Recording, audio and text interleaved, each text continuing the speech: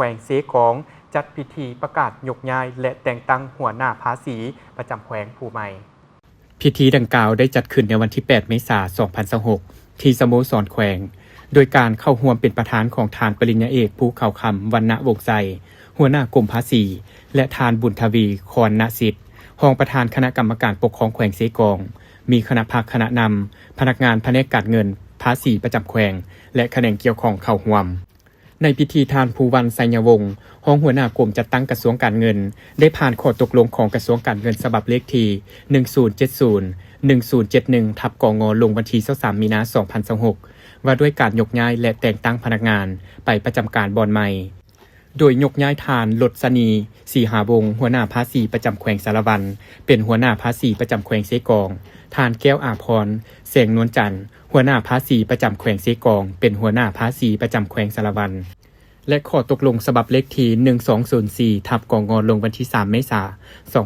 2026ว่าด้วยการยกย้ายทานพงศวรรค์บุตรดาเวียงหัวหน้าแขนงสังรวมภาษีประจำแขวงเสกองไปรับหน้าที่ใหม่อยู่ห้องว่าการเสกองและข้อตกลงของกรมภาษีฉบับเลขที่3293/กพศลงวันที่6 เมษายน 2026ว่าด้วยการแต่งตั้งทานนางแสงสุริจันทร์สยวงศารองหัวหน้าแขนงสังรวมและแก้ไขคดี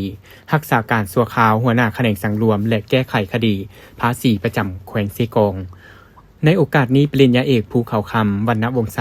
ได้มีความเห็นโอลุมการยกย้ายหัวหน้าภาษีประจำแขวงในครั้งนี้แม่นซับซ้อนหมุนเวียนปกติของพนักงานการนำพาคุ้มครองในโครงเขตภาษีขอบเขตทั่วประเทศ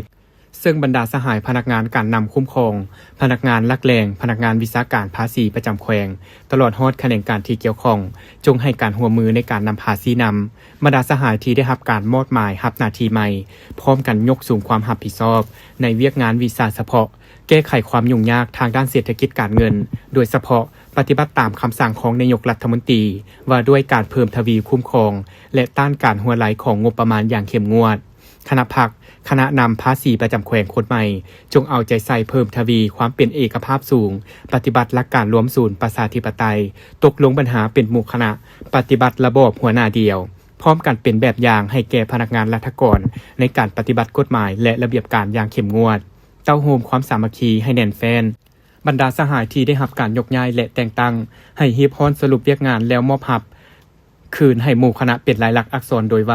เพื่อปฏิบัติตามเวียกงานให้ถูกต้องต่อเนื่องและพร้อมกันสมใส่แผนจัดเก็บรายรับงบประมาณประจำปี 2026พร้อมทั้งเอาใจใส่ทุ่มเทกำลังเหือแหงสติปัญญาเข้าในการนำพาปฏิบัติเวียกงานที่ตนเองรับผิดชอบให้มีแบบแผนมีจุดสุ่มมีผลสำเร็จตามคาดหมายที่วางไว้